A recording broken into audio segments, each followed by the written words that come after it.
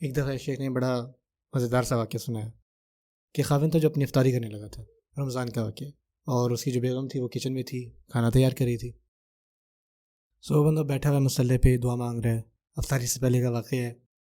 تو اب وہ دعا تھوڑی اونچی مانگ رہا تھا، اس کی بیوی بھی اس کی دعا سن رہی ہے۔ اب اس کا ایک دوست تھا اس بندے کا جس کو شادی کی ضرورت تھی، ٹھیک ہے، کیا اللہ میرے دوست کی شادی فرمانا۔ تو اس کی بیگم کہتی ہے کہ ذرا دھیان سے اپنے لفظ کو استعمال کیجیے، یہ وہ وقت ہے جب دعا جو ہے وہ قبول ہو جاتی ہے۔ تو جو اس کا خاوند ہے تھوڑی دیر رکا اور پھر کہتا ہے کہ اے اللہ میرے دوست کو ایک جوان خوبصورت اور نیک بیوی عطا کر۔ سو جب اس نے یہ سنا اس کی بیوی نے تو اس کی بیگم فوراً سے باہر آئی اور اس کے سر پہ اس نے بیلنا مارا۔ تو اس خاوند نے کہا کہ تمہیں کیا ہو گیا بھائی، کہ میں تو اپنے دوست کے لیے دعا مانگ رہا ہوں۔